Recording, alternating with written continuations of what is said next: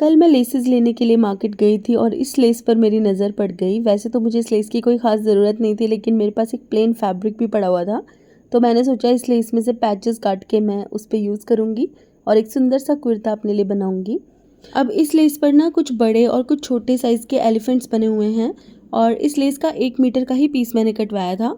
तो गले के ऊपर मैं ये बड़े वाले एलिफेंट्स यूज़ करूँगी और जो छोटे वाले एलिफेंट्स हैं उनको मैं बाद में बाजू के ऊपर यूज़ करूँगी।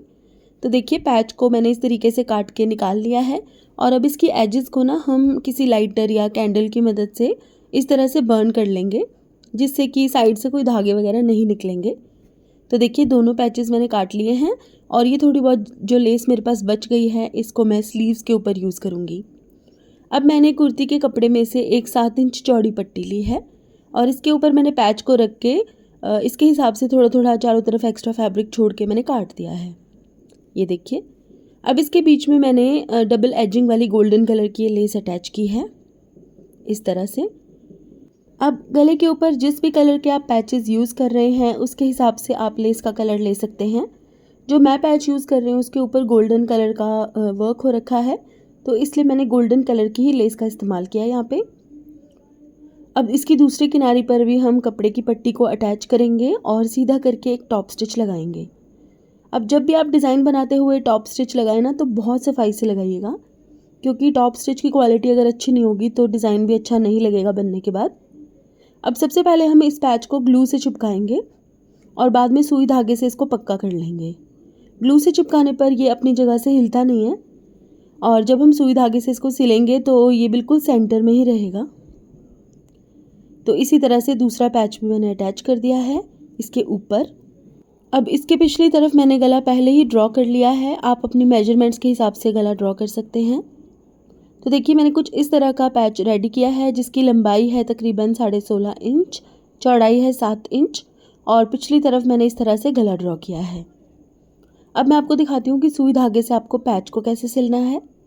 आपको ना सिंगल धागा डालना है, जैसे तुरपाई के लिए धागा डाला जाता है ना सुई में, बिल्कुल उसी तरह से, और बस इसको थोड़े थोड़े गैप पर इस तरह से सिलाइयाँ लगानी हैं। और अब हम इस पैच के तीनों तरफ से कपड़े को फोल्ड करेंगे और अच्छे से प्रेस कर लेंगे। कोने से जो भी एक्स्ट्रा फैब्रिक बाहर की तरफ नज़र आएगा उसे काट लेंगे और अब इसके ऊपर लगाएंगे मिरर वाली लेस। अब क्योंकि मुझे इस कुर्ती को थोड़ा जयपुरी स्टाइल बनाना था तो मैंने मिरर वाली लेस का इस्तेमाल किया है। अगर आप इसको कॉटन के सूट पर बना रहे हैं, यानी कि कॉटन की लेसेस का इस्तेमाल करके बना रहे हैं, तो आप उसके अकॉर्डिंग लेसेस के डिज़ाइंस वगैरह सिलेक्ट कर सकते हैं।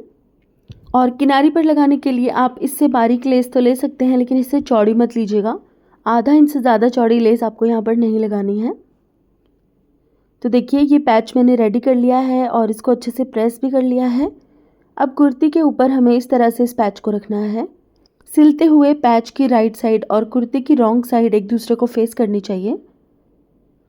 अब जो गला बनाया था बस उसके ऊपर ऊपर हमें सिलाई लगाते जाना है और अंदर से एक्स्ट्रा फैब्रिक को अब हमें काट देना है, जैसे नॉर्मल गला बनाया जाता है बिल्कुल उसी तरह से। और अब छोटे छोटे से कट्स लगाने हैं इसके बीच में और इसको सीधी तरफ हमें फोल्ड कर देना है।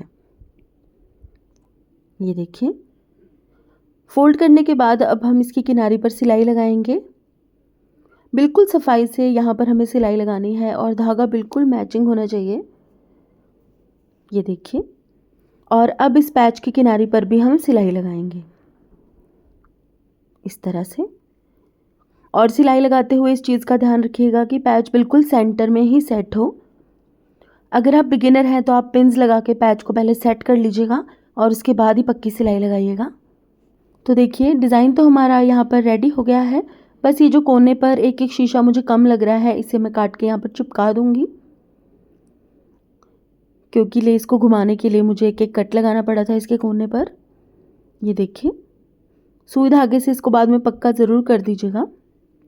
तो इस तरह से ना आप अलग अलग लेसेस का इस्तेमाल करके नेक पैचेस को रेडी कर सकते हैं और अपनी कुर्तीज़ पर डिज़ाइंस बना सकते हैं।